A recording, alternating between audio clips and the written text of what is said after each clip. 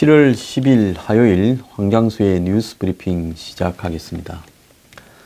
장마가 끝났나 했는데요. 오늘 또 비가 올 것 같습니다. 자, 장마는 길고 또 이 후덥지근한 날씨가 오늘 오후부터 계속된다고 합니다. 근데 장마보다도 더 후덥지근하고 지겨운 것은 지금 끝없이 헤매고 있는 미 북 간의 협상답지 않은 희한한 협상을 지금 지켜보는 것이 더 무섭고 힘든 것 같습니다. 빨리 양당 간의 결정이 나기를 기대합니다. 자, 북한에 가서 그야말로 푸대접에 망신을 당하고 왔음에도 불구하고 트럼프 미국 대통령은 김정은을 신뢰한다면서 폭스뉴스, 트럼프 방송이라고 할 만한 폭스뉴스조차도 빈송 방북 논란을 제기했는데 이걸 잠재우면서 협상에 힘을 싣고 있고, 폼페이오 또한 자신의 트윗에 폭풍 트윗을 하면서 분노를 표출하다가 트럼프가 저렇게 나오니까 갈 길이 멀지만은 김정은 비핵화 약속은 더욱 강화되었다라고 억지로 이야기를 하고 있습니다. 이들이 이렇게 말을 한다고 그것이 사실이 아니죠.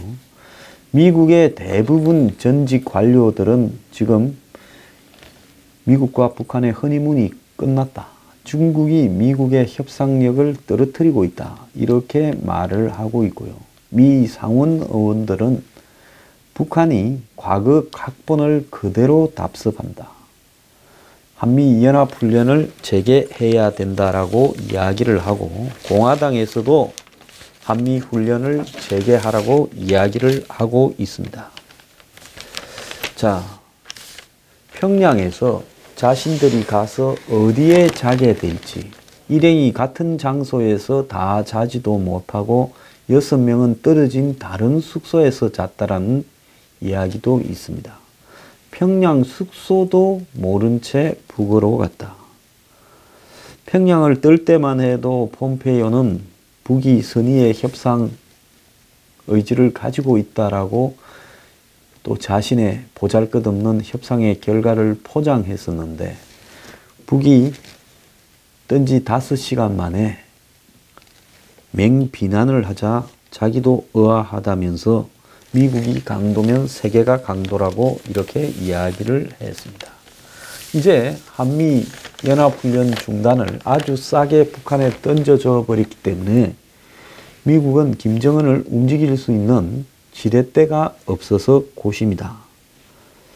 결국은 지금 대화를 지속시킬 만한 동인이 현재로서는 별로 없다.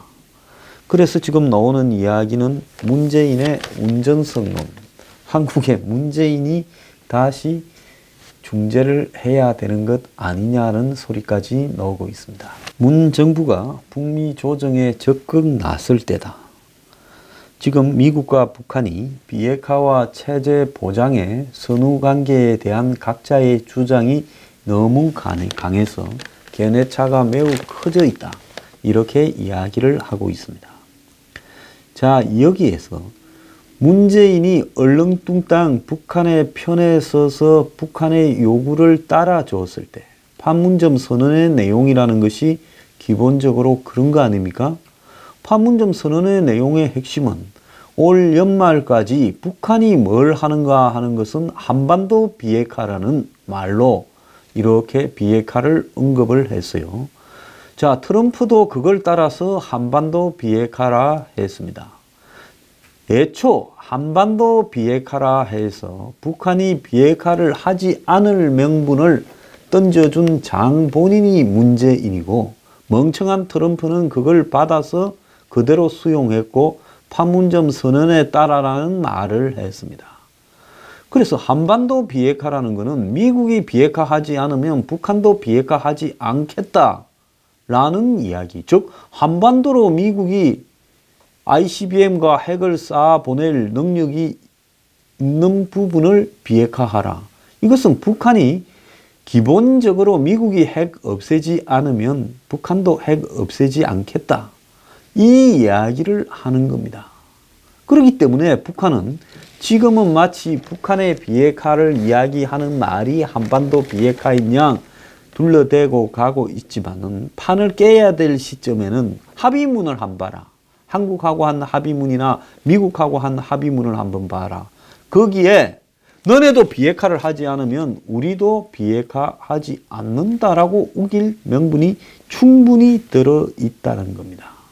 그렇게 원인을 제공하면서 그래놓고 그 반대급부로 올 연말까지 종전 협정과 평화협정을 맺겠다고 시한을 박아놓은 문재인은 그야말로 이 사태를 지금 꼬이도록 만들고 결국 북한의 비핵화가 안 되도록 한 장본인인데 문재인이 나서서 미국 간의 조정을 적극적으로 해요. 지금 문재인이 나서다가 미국에서 돌 맞습니다.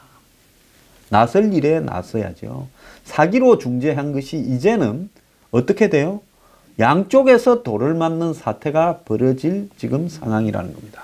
그것도 모르면서 문재인이 중재하라고 하는 한국의 이 좌파들이 정말로 딱하기 거지 없습니다. 자, 트럼프가 이렇게 빈손으로 돌아온 폼페이오에 대해서 애써 빈손 방북이 아니다. 김정은은 계약을 악수를 지킬 것을 확신한다. 이렇게 말을 하면서 지금 중국에는 무역전쟁을 거론하며 미북 협상에 중국이 부정적으로 압력을 넣을 가능성을 경고를 했습니다. 세상에 신뢰할 사람을 신뢰해야지요. 김정은이를 보고 계약과 악수를 지킨다면 부동산을 뉴욕에 있는 거 사고 판 줄 알아요? 부동산이라는 걸 한번 사고 팔고 계약하고 악수하면 자 서명하고 악수하고 자 팔았습니다. 샀습니다. 끝. 근데 이건 부동산이 아니에요. 북한이라는 평양이라는 부동산이 아니고 트럼프는 부동산 브로커가 아닙니다.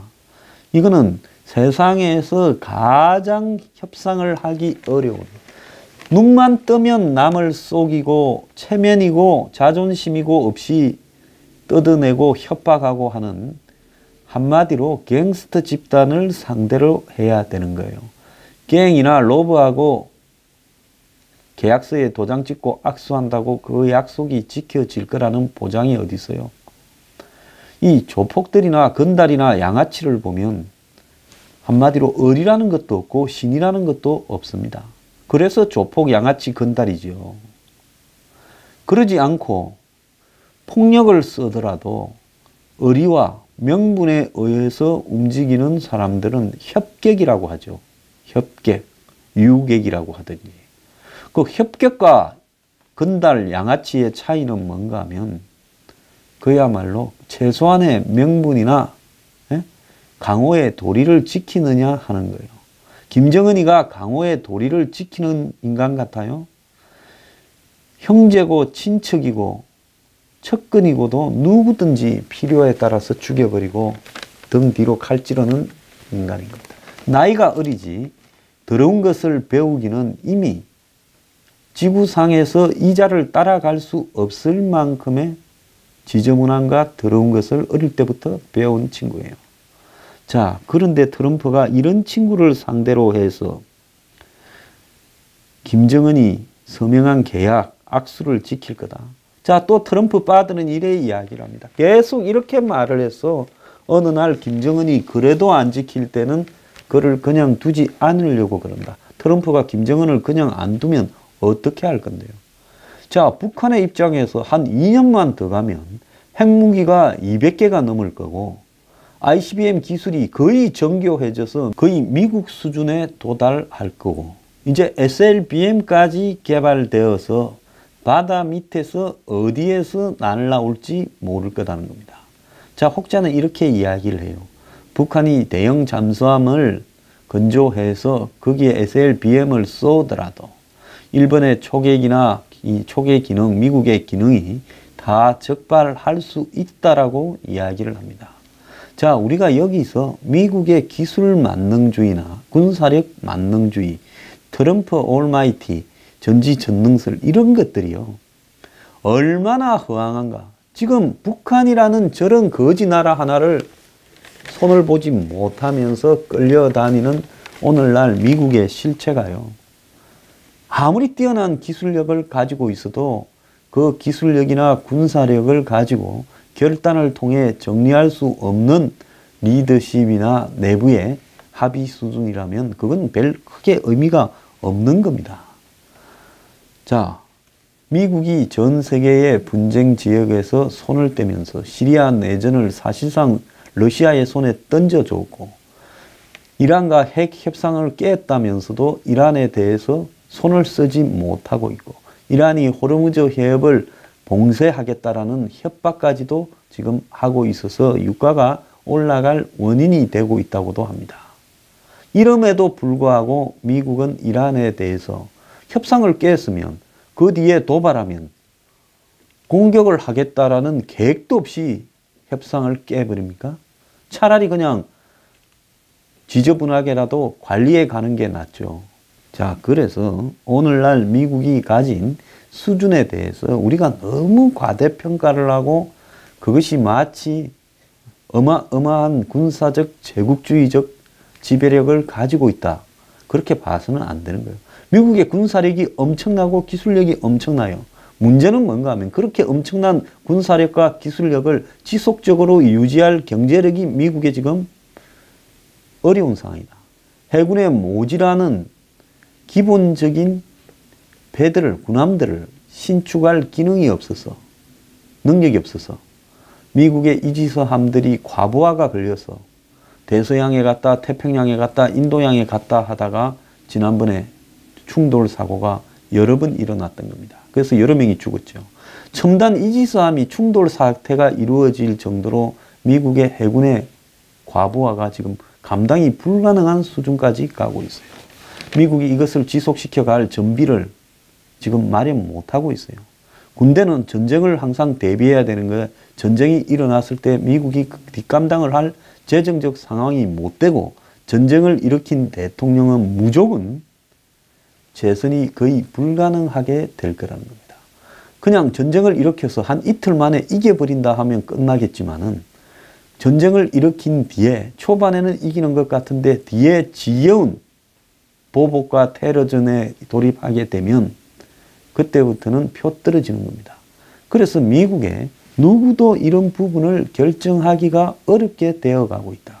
그래서 미국이 점점 주변 국가들에게 약점을 보이게 되고 또 미국의 갈라진 국론이 이런 부분들을 용납하지 않는다는 겁니다. 그래서 트럼프가 끊임없이 북한의 비핵화에 대해서 낙관적이라고 이야기를 하고 그 다음에 그걸 한편 지켜라는 압력이라고 이렇게 보도하고 있다는 겁니다.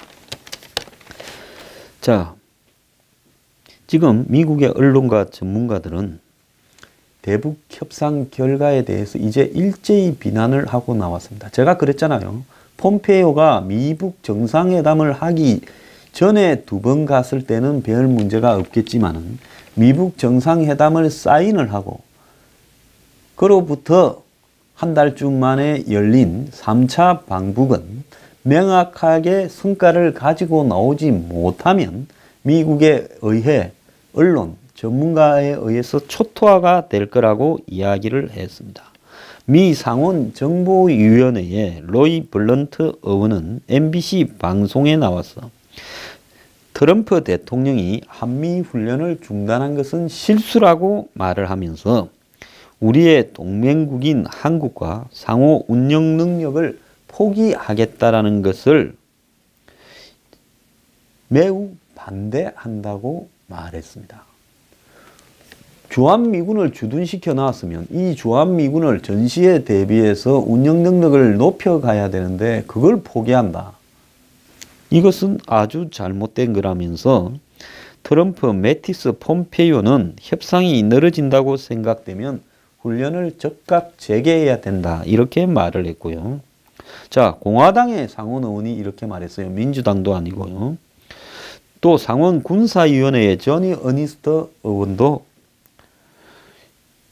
CBS 방송에 출연해서 한미연합훈련을 재개할 때까지 얼마나 기다려야 되냐라는 질문에 군사훈련을 계속해야 된다라고 말을 하고, 만약 이번 협상이 지속되지 않는다면 나는 곧바로 군사훈련 재개를 말할 거라고 했고, 야당이 민주당 하원 외교위원회 소속 테드 리우, 제리 코넬리, 디나 타이터스 하원 의원들은 6일 하원 외교위원장에게 편지를 보내서 북한의 계속된 기만이 비핵화에 미치는 영향력에 대해서 매우 우려한다고 말을 하면서 이달 중에 청문회를 열어서 지금 이 북한과의 기만적인 미북 회담을 지속시켜 가야 되는가, 그리고 거기에 대한 대가로 한미훈련을 중단해야 되는가 등에 대해서 다루기를 요청했습니다.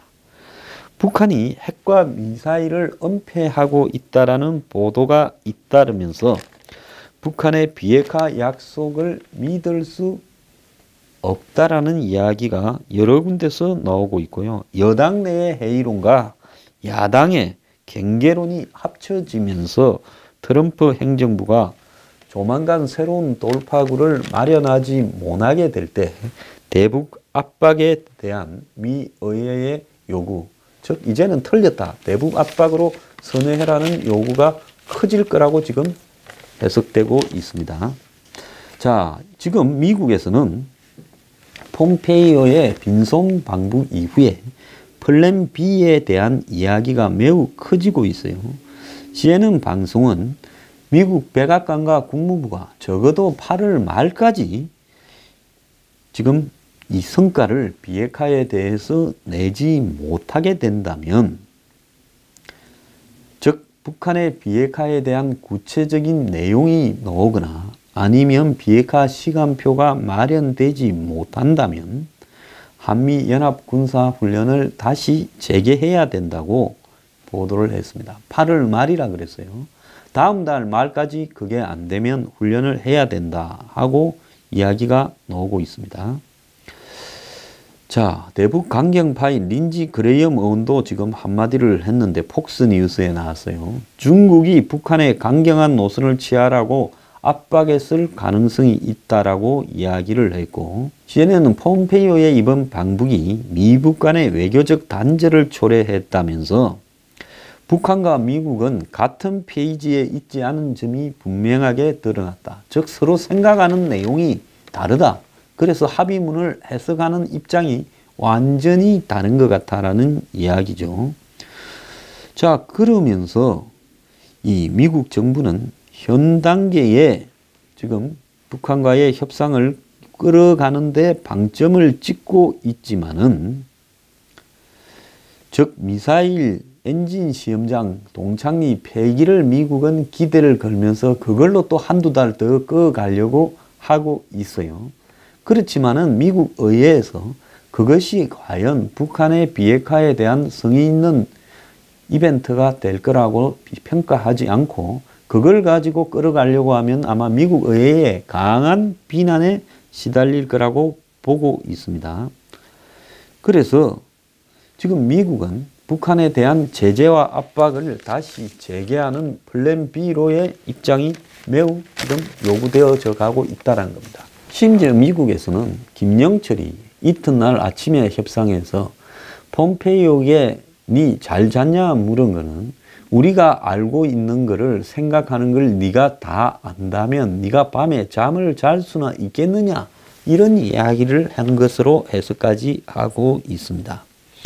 언론과 미국의 전문가들은 북한이 미국에 지시를 하고 있다라고까지 이야기를 하고요. 미북 간의 외교적 전련 완전히 단절이 필요하다라는 이야기까지 나오면서 6.12 미북 정상회담에 대해서 미국하고 북한이 서로 간에 필요한 대로 해석을 하고 있다. 그러면서 이 폼페이오에 대해서 북한의 비핵화에 정치적 배팅을 했지만은 이제 미군유해 소환이나 북한 미사일 시험장 폐기에 대해서도 기자한테 이야기할 만한 거리를 못 얻어왔다라고 이야기를 하고요. 조셉 뉴는 CNN에 미북 간의 비핵화에 대한 완전히 다른 생각을 하고 있다. 북한이 협상의 속도와 방향을 지시하고 있다. 이렇게 이야기를 했고, 가장 웃기는 이야기는 폼페이오가 자기가 평양에 가서 어디에 잘지 숙소도 모른 채로 평양에 가서 몇 시에 누구 만나고 몇 시에 누구 만나고 김정은은 만나게 되는가 안 만나게 되는가도 모를 정도로 깜깜이 상태에서 북한으로 도착했다는 겁니다. 그러면서 폼페이오가 금요일 10시 54분에 평양에 도착했을 때 김영철하고 점심 먹는 거 이외에는 알고 있는 게 하나도 없었다는 겁니다. 전 세계 최고의 국가 미국이 국무장관 2인자를 보내면서 그 사람이 1박 2일간의 북한에 머물면서 북한에서 어디서 언제 누구와 무엇을 할지를 모르고 어디서 잘지를 모르면서 북한으로 날아갔다 하면 이런 것이 기본 의전이 전제되고 의전에 대한 논의가 되지 않는다면 미국은 북한과 만남을 할 수 없다라고 잘라야 되지요. 이 자체가 미국이 얼마나 북한에 지금 끌려다니는가 하는 것을 극명하게 보여주고 있는 단적인 예라는 겁니다. 북한 같은 경우에는 싱가포르에서 김정은이 어디에 머물고 트럼프와 김정은이 만날 때 뒤에는 배경에 깃발은 어떻게 놓고 그리고 협상장까지 가는 부분에서 싱가포르의 경호와 이런 부분 그리고 북한의 수많은 경호 인력들과 취재 인력이 가는 부분 전부 다 아주 귀찮을 정도로 디테일하게 김창선인가 하는 친구가 백악관 관계자를 만나서 의논을 했어요. 그런데 정작 미국은 2인자가 평양으로 가서 하룻밤을 자면서 이틀간 회담을 하는 부분에 대해서 아무것도 모르고 오늘 밤 잠은 어디서 재워주는지도 모르고 호텔 예약도 안 된 상황에서 갔다라는 겁니다. 그래서 폼페이오가 평양 내 호텔 중 하나일 거라 했는데 결국은 영빈관으로 안내를 했고 그리고 폼페이오는 본인 스케줄을 계속 몇 시간 전에 서너 시간 전에 이 다음에는 뭐하고 이 다음에는 뭐하고를 알았다는 겁니다. 그래서 김정은이를 만날지 안 만날지도 모르고 있다가 결국 못 만나고 왔어요.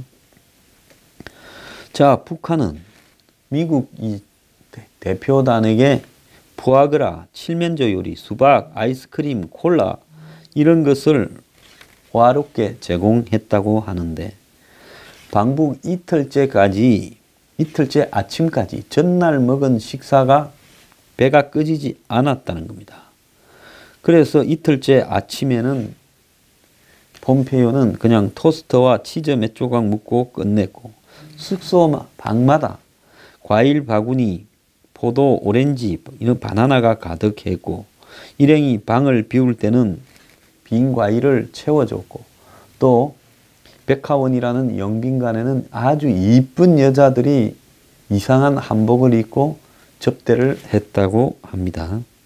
자, 북한 전역에 굶주려서 죽어가는 사람이 숱한데 북한은 이 짓을 하고 있습니다. 자, 협상이라는 것은 내 카드가 계속 있어야 되고 그래서 내 카드를 소진시키지 않으면서 상대방의 입장을 먼저 관찰을 하고 내 카드를 뽑을지 말 건지를 이렇게 테스트해야 되는 겁니다. 그래서 상대가 흥미를 느낄 만한 카드를 쉽게 던지지 말고 아끼고 아껴서 마지막에 상대가 그것보다 더 큰 걸 내놓을 때 내 카드를 던져야 되는데요.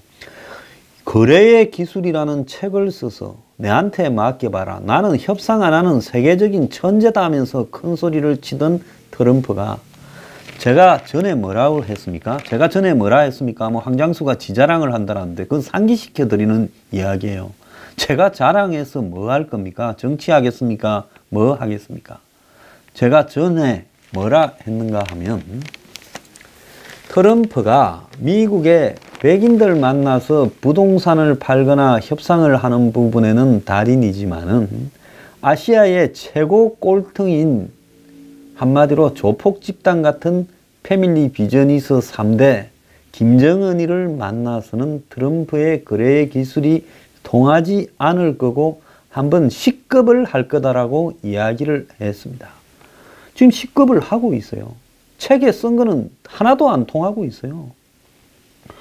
그래서 에반스 리비어 국무부 전 동아태 담당 수석 부차관보 같은 경우에는 현 상황에 부담을 느껴야 되는 게 북한인데 미국이 이미 많은 카드를 써버려서 제재 압박으로 돌아가기도 쉽지 않다. 북한의 비핵화 의지가 없다라는 게 확인이 되었는데 그럼에도 불구하고 트럼프가 이제는 뭘 할 것인지에 대해서 조치가 좀 거리가 별로 없다라는 겁니다.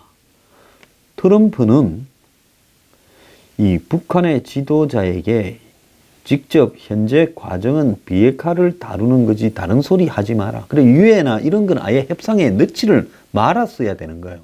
그 다음에 너네들이 풍계리를 실험장을 이렇게 폭파하는 거나 동창리에 엔진 시험장을 무슨 폐기하는 거는 그거는 너네가 알아서 하려면 하지. 우리가 그걸 이 본질적인 비핵화 협상에 의미 있는 내용이라고 간주하지 않겠다.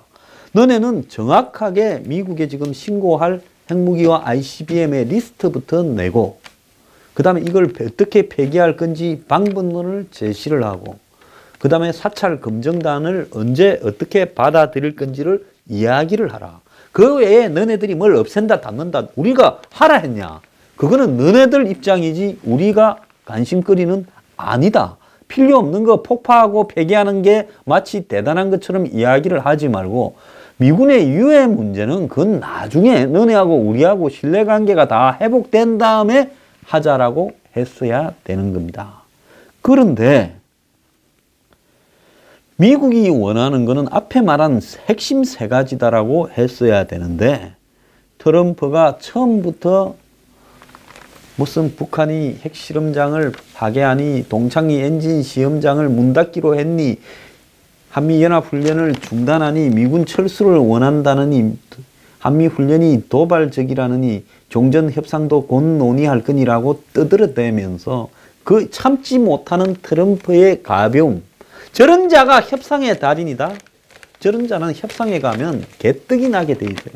그런데 남들이 차마 점잖은 체면 때문에 쓰지 않던 짓들을 해서 미국에서 돈 좀 얼굴 두껍게 벌었다고 해서 그것을 가지고 협상의 기술이라고 책을 쓸 정도는 되지 못한다는 거예요. 제가 확실하게 트럼프한테 한마디 해주고 싶은 이야기는 트럼프는 이렇게 가면 중간선거에서 미북 협상 때문에 승인이 아니라 패인이 될 거라는 이야기를 분명히 하고 싶습니다.